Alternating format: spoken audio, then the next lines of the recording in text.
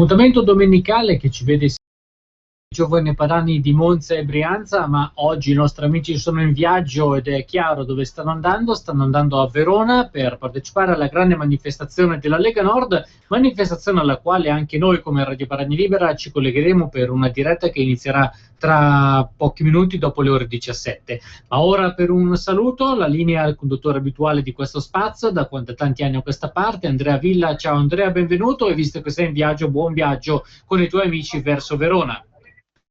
Ciao Roberto, un saluto a te, un saluto a tutti gli ascoltatori di Radio Padania Libera. Sì, hai detto giusto, siamo in viaggio verso Verona, siamo con i pullman organizzati dalla segreteria provinciale di Monza e Brianza. Da noi sono partiti 2 pullman stracarichi di militanti leghisti, pronti ad andare a Verona per sostenere i patrioti veneti e lombardi che sono ingiustamente finiti in carcere per colpa di uno Stato assurdo, inguardabile, anche in stile, che permette ai delinquenti veri di essere in giro per strada impuniti e invece mette in galera chi porta avanti le proprie idee di libertà.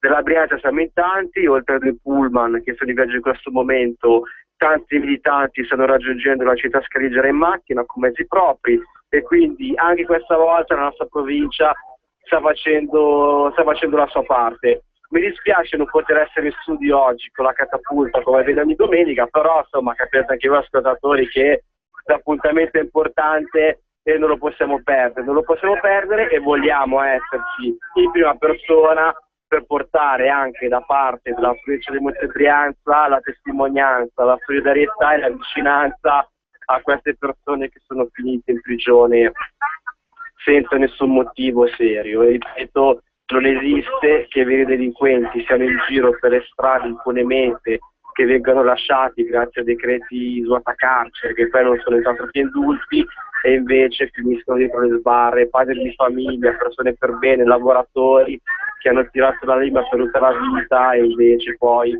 una bella mattina si ritrovano i carabinieri in casa, perquisizione, mitra puntati davanti ai bambini in lacrime e poi vengono portati in carcere. Io ne approfitto per invitare ancora una volta tutti gli ascoltatori in linea che potessero farlo a venire a Verona e raggiungerci. Dobbiamo essere in tanti, in tantissimi, dobbiamo dare una risposta seria, efficace, ferma a questo Stato tiranno che, come avvenne già negli anni 90, sta mostrando le proprie unghie perché ha paura dei sentimenti indipendentisti e identitari che si stanno risvegliando in tutto il nord, e noi in questa battaglia siamo in prima linea. Roberto, ti saluto, ti ringrazio per il collegamento, ringrazio tutti gli ascoltatori e un saluto anche a tutti i ragazzi che ci sono sul pullman. Ragazzi, salutiamo Radio Padania. Ciao a tutti.